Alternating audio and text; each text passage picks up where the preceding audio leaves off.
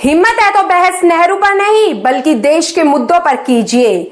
लोकसभा में वंदे मातरम पर चर्चा चली और अचानक और भी गर्म हो गई जब प्रियंका गांधी ने पीएम मोदी सरकार पर एक के बाद एक 10 वार कर डाले और हर वार सीधा, तीखा और बेधने वाला। जी बिल्कुल सही सुना आपने, प्रियंका गांधी का पलटवार, 10 बड़े वार, एक दमदार चुनौती। पहला वार, हिम्मत है तो असली मुद्दों पर बहस कीजिए।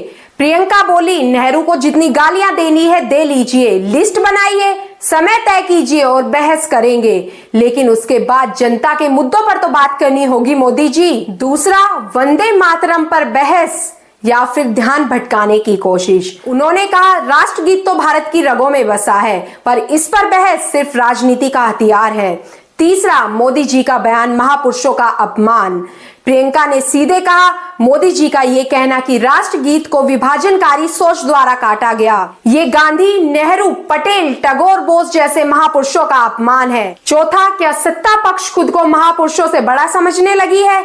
उनका तंज, क्या आप खुद को गांधी, अंबेडकर और रविंद्रनाथ टैगोर से बड़ा समझते हैं? पांचवा, 1937 की कांग्रेस बैठक का ऐतिहासिक खुलासा। प्रियंका ने याद दिलाया कि 1937 में गांधी, बोस, नेहरू, टैगोर, पटेल सबने मिलकर वंदे मातरम की 2 पंक्तियों को राष्ट्रगीत माना था। वहीं छठा, 1949 में संविधान सभा में ये सभी की सहमति थी। राजेंद्र प्रसाद से लेकर अंबेडकर तक सभी ने इसका विरोध नहीं किया बल्कि सहमति एक बनाई थी। सातवां, श्यामा प्रसाद मुखर्जी भी इसमें शामिल थे। उन्होंने कहा, बीजेपी जिसको अपना आइकन मानती है वे भी उसी निर्णय में साथ थे। आठवां, मोदी जी जितने साल पीएम रहे, नेहरू जी उतने साल जेल में थे। प्रियंका का ये वार सदन में गूंज उठा। उन्होंने कहा, मोदी जी जितने साल पीएम रहे, नेहरू उतने साल जेल में थे देश की आजादी के लिए।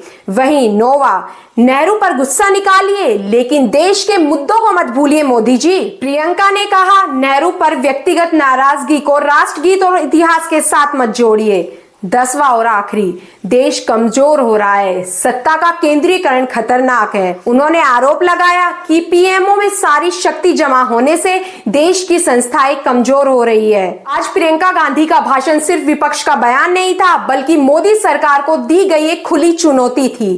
सवाल अब यही है, क्या सत्ता पक्ष इस चुनौती को स्वीकार करेगा?